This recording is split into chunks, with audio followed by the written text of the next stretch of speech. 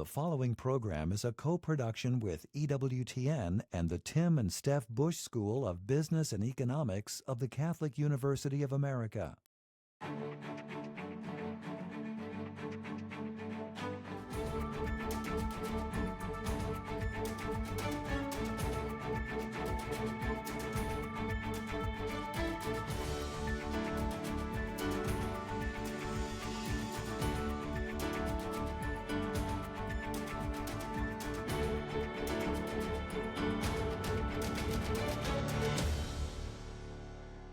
Hello, I'm Jay Richards from the Bush School of Business and Economics at the Catholic University of America here in Washington, D.C.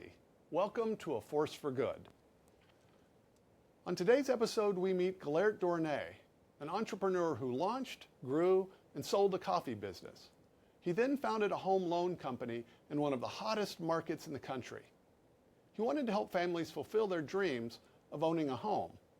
But in setting up his company, he asked what might be an unconventional question.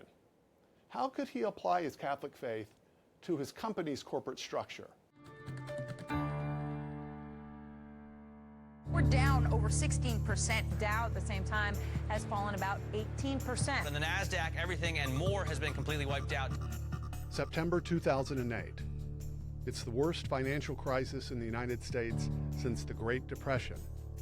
Led by a massive sell-off of mortgage-backed securities, the Dow Jones Industrial Average loses a third of its value in just a few months. Home construction grinds to a halt. The federal government steps in to bail out huge financial firms while others go under. The year before, a young Seattle entrepreneur named Gellert Dornay had decided to change careers. He had been working successfully selling coffee brands worldwide. But his next business move was home mortgage lending. In creating a mortgage lender startup just as the real estate market crashed, Dornay took a huge risk. Today, the company he founded, Axia Financial, is one of the fastest growing home mortgage lenders in the country, and it's one of the few that is employee-owned. A friend of mine and I thought that if we started a new mortgage company, really based upon ethics and sustainability, that we could provide a great solution for a very fractured industry. And so we began Axia Home Loans in January of 2008 with the idea that we would operate this business based upon the principles of Catholic social teaching. Starting a new mortgage bank in 2008, 9, 10 presented a very substantial challenge. So the first few years for us were very difficult. However, we committed ourselves to learn the business and to build an infrastructure focused on long-term sustainability in an industry where many companies go in and out of business. Since the financial crisis, this has been a very tough industry. I've been in it for 32 years, so I've seen, kind of all the different parts of it. But what fascinates me about what Gellert did is he started this business in 2007. Well, that was the beginning of the financial crisis. That's almost unheard of. In fact, to my knowledge, we're the only independent mortgage bank that started during that time frame that actually survived. During the first 9 years of our existence, we grew 21% year over year for the first 9 years. I expect our growth pattern will continue on a similar kind of trajectory. And our goal as an organization is to be a nationwide employee-owned organization, helping people make good decisions around home ownership. That's an alternative to the large banks. It's never about, basically, you didn't meet your goal this month. It's how can we help you to meet it next month? And that's for everybody in the company. That's the first time I've been in, and I've been in 19 different jobs in the last 9 years, so it's pretty amazing. We're very focused on profit and building a strong, competitive profit model in mortgage banking, but for the good of everyone, not just the people at the top of the house, and not, our shareholders are our employees, and that's a really big difference. Dornay learned from an early age the importance of family and of building both a work and home life. This helped balance him as he pursued a risky new venture. He drew not only on his family and a strong work ethic, he was inspired by a newfound vision of how he could incorporate his Catholic faith into his work.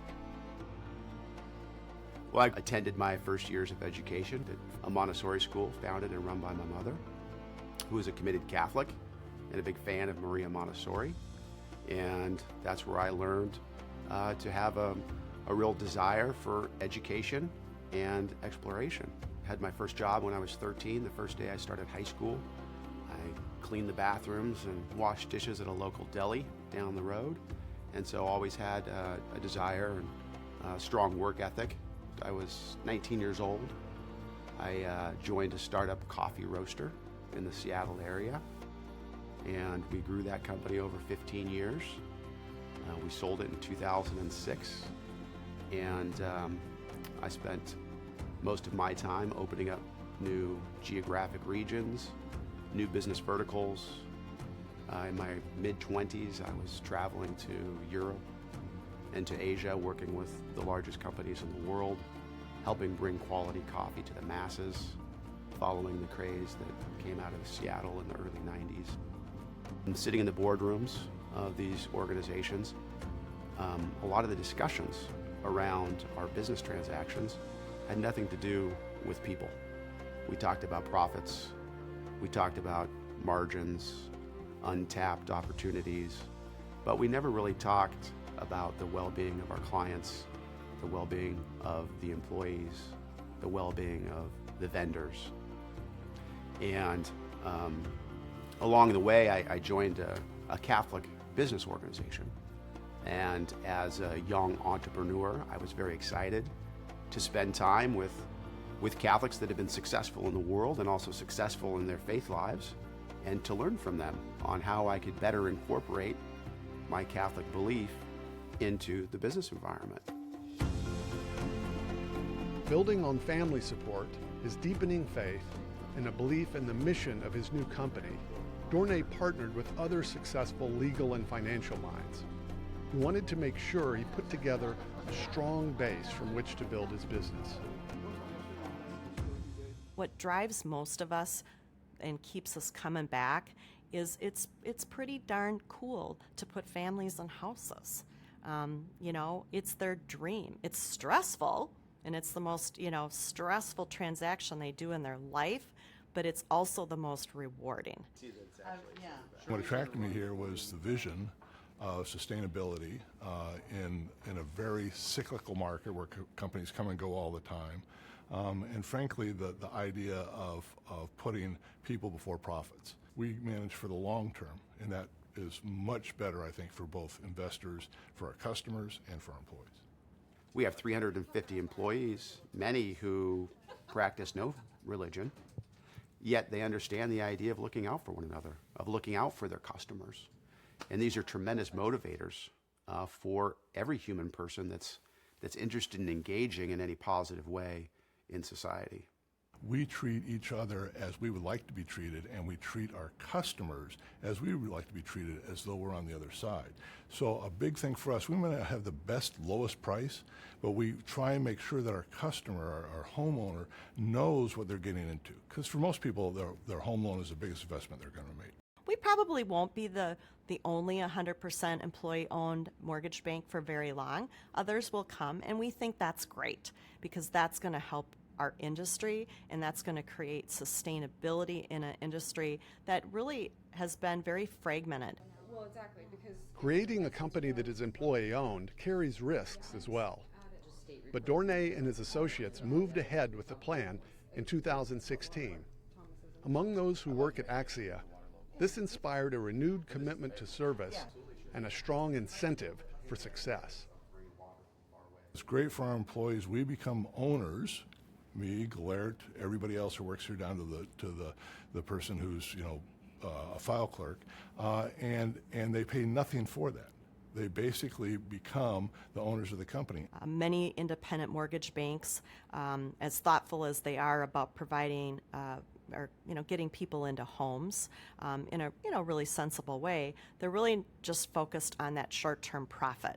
that's really unheard of in the United States, where our employees here know that our business and our model, to be honest, is going to be sustainable. It's a place for them to feel ownership and have a home and something that they can build a legacy for their own family and the employees that work with them for their future.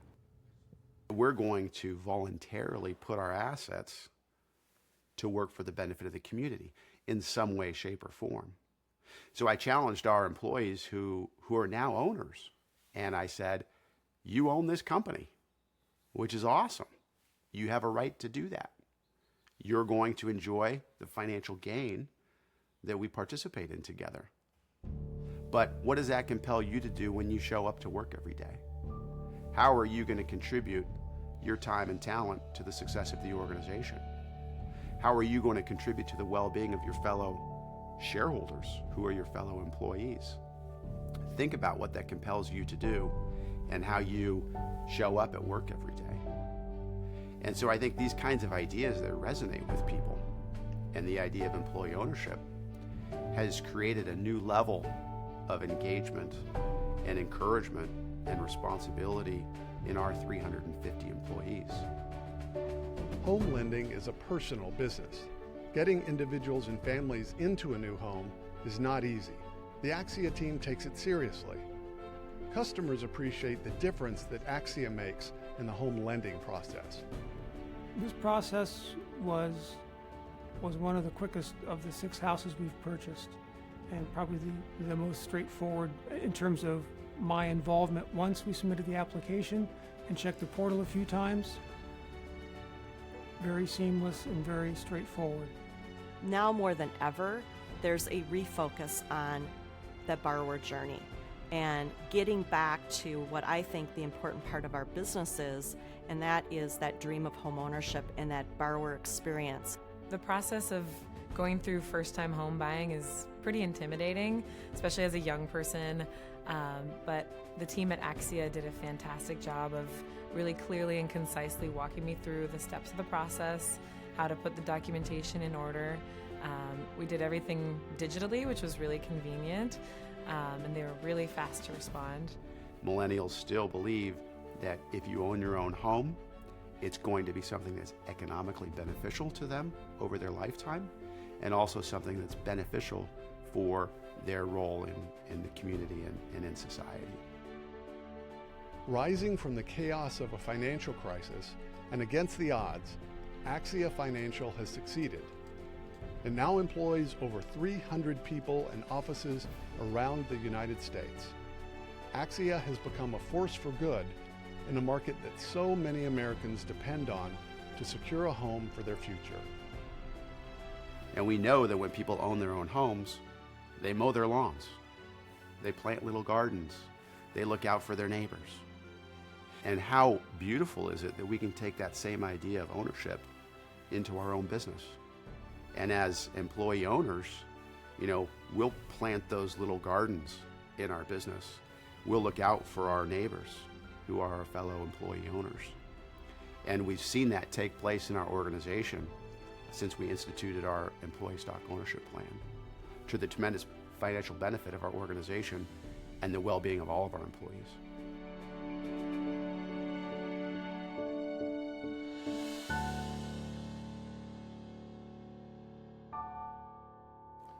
Gellert Dornay sought guidance from Catholic social teaching in setting up his company, Axia Home Loans. To talk more about how Catholic social teaching can apply in the business world, we're joined by Max Torres, Associate Professor and Director of Management at the Bush School of Business and Economics at the Catholic University of America. Max, thanks for joining me. Thanks for having me. So let's talk about Catholic social teaching, because we often talk about this, and we talk about it at the Bush School. In fact, it's a foundational part of the Bush School of Business and Economics. But a lot of even well-catechized Catholics don't actually know what it is. So what is Catholic social teaching?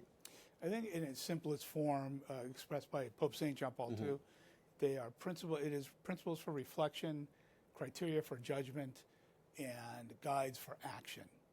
It's part of moral theology, as he says. I believe it's in Solicitudo Rei Socialis. But beyond that, it's a tradition. Well, the tradition might be the wrong word to use. It's a teaching that most people say begins with Pope Leo XIII in 1891 with the document Rerum Novarum. Right. And it would be older than that. Of course, it goes back to the gospel. But since 1891, the document has been commemorated by a succession of popes. Pope Pius XI, 40 years later, in Quadragesimo Anno, Pope Pius XII, over a series of radio addresses in the 1950s, Pope St. John the 23rd now, Pacem in Terris, Pope Paul VI also contributed to this with Octodecima Adveniens, which was 80 years. 90 years, Pope St. John Paul II contributed with Laborum Exercens. But the real landmark document was 100 years later, Centesimus Annus, and that's the name that my chair takes. That's right. Your professorship is named Centesimus Annus Chair. So exactly. it's a landmark document. It is. It's a document in which John Paul II came to grips with the realities of the wall falling.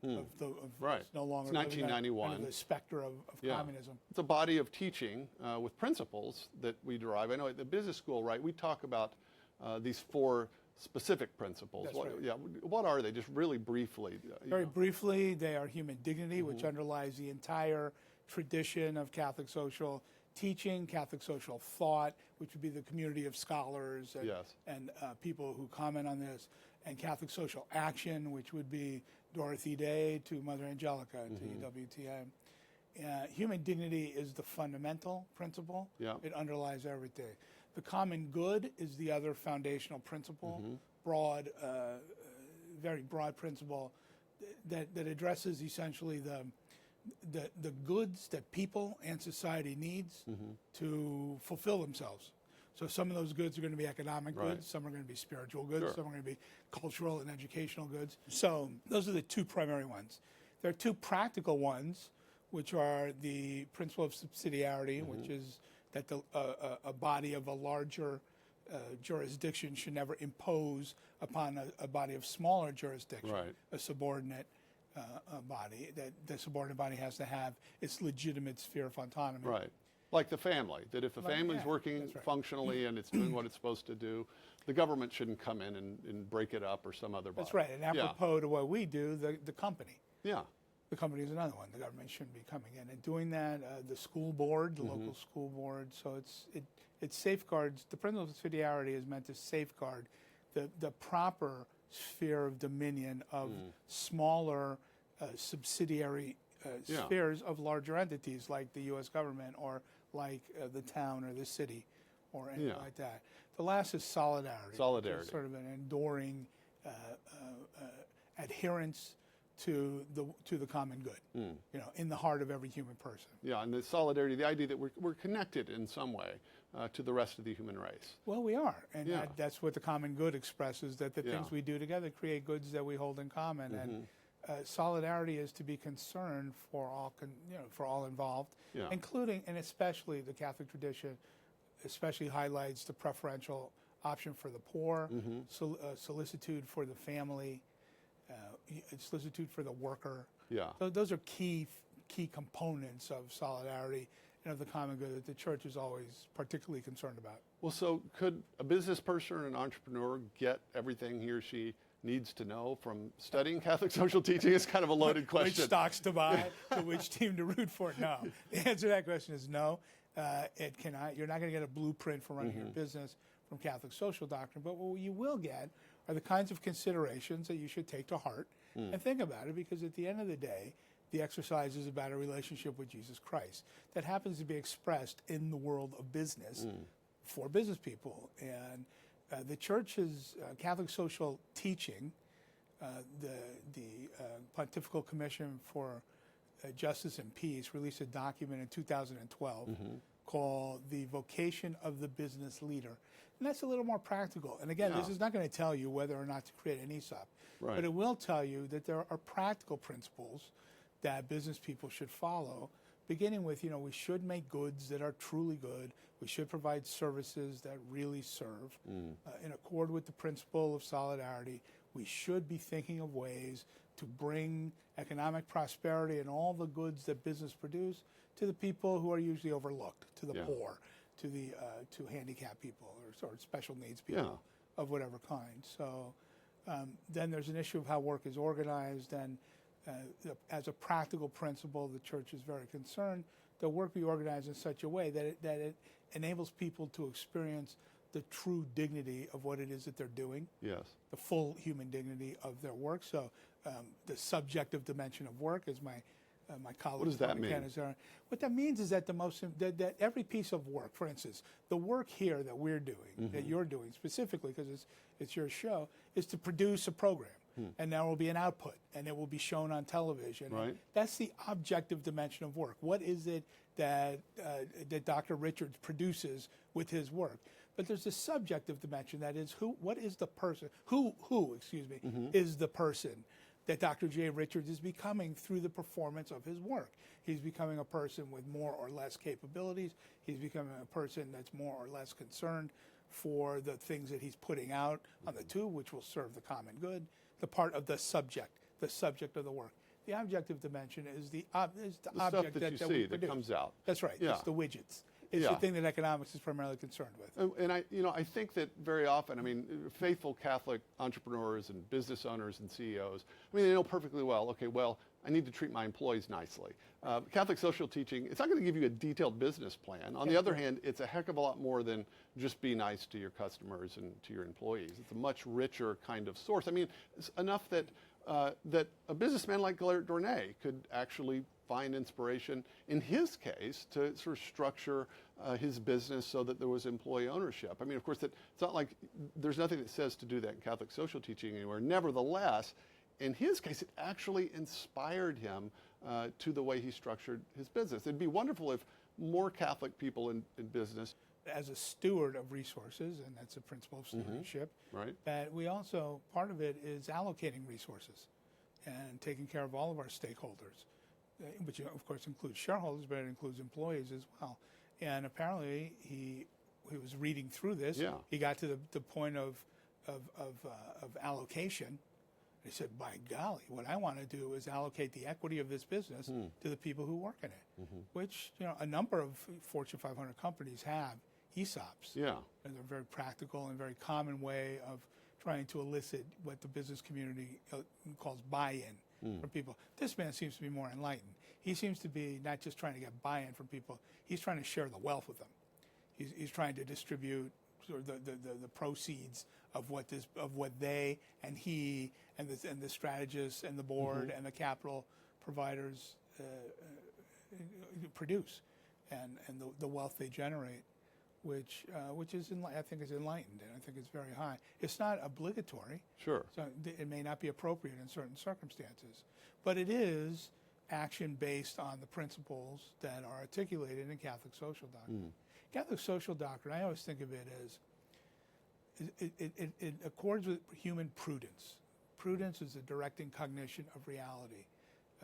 In the Vocation of the Business Leader, the church, or the authors, the Commission on Peace and Justice, counseled, they want business people to see what's going on in the world, to judge what's going on in the world, and to act accordingly, to act in a way that first humbly accepts and thanks God for what he's given us, and then on the other hand, gives. Gives it with a generous heart. But if you think of just see, judge, and act, those are they correspond more or less to the three parts of prudence, which are deliberate, to judge, and to choose. And so the church wants, its teaching is aimed, I should say, in moral theology, at shaping forming the conscience of Catholic practitioners, of shaping the exercise of prudence. But at the end of the day, it's my freedom, and it's your freedom. That we're the people who will choose prudence. Yeah. Max, thanks for joining me. It's good stuff. It's been a pleasure, Jay. For decades, owning a home has been part of the American dream. But in many places, the simple process of saving money to buy property is more of a fantasy than a dream.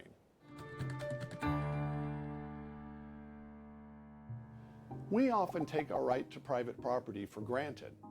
Even the Ten Commandments seems to assume the right rather than spell it out.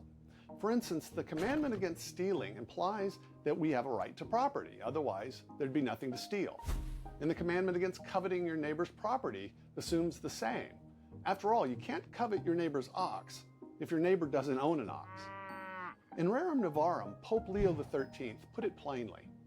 He said that the first foundation to be established for those who sincerely seek the good of the people is the inviolability of private property.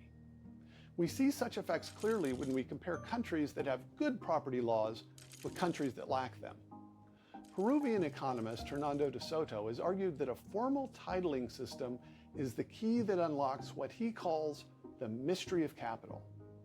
In the US, every square inch of ground from San Diego, California to Caribou, Maine belongs to someone. In too much of the developing world, though, people live and work on land that they don't clearly own. As a result, a farmer may toil over the same patch of dirt for decades, but never get beyond bare subsistence. Many such people, De Soto writes, have houses but not titles, crops but not deeds, businesses but not statutes of incorporation. To add insult to injury, many countries erect roadblocks that keep people from starting businesses or acquiring property. In Haiti, you have to jump through 65 bureaucratic hoops just to lease land from the government. You want to buy the land? That's another 111 hoops. It would take a diligent Haitian working full-time for 19 years to pull that off. De Soto contrasts the problem in developing countries with life in developed countries like the US. Here he says, the same assets lead a parallel life as capital outside the physical world. That is, when you buy a house, it doesn't physically change. It's just represented in a new way. Its purchase price is recorded on paper or computer, and that information is embedded in a much larger system of laws. You're now accountable to the bank that gave you the loan. Your neighbors are accountable to you. They can't steal your house. You're accountable to them, since you can't do anything with your property that harms theirs. And if the government wants to build a highway through your front yard, it will have to compensate you. As a result, new prospects emerge. You can now get utilities like water and electricity. It's much easier to plan for the future. You might even use the equity on your house to get a loan to start a business. Your house has been transformed into more than just a house. It's capital. All this because it's represented in a certain way. That's what happens in places where the right to private property is protected. We really shouldn't take it for granted.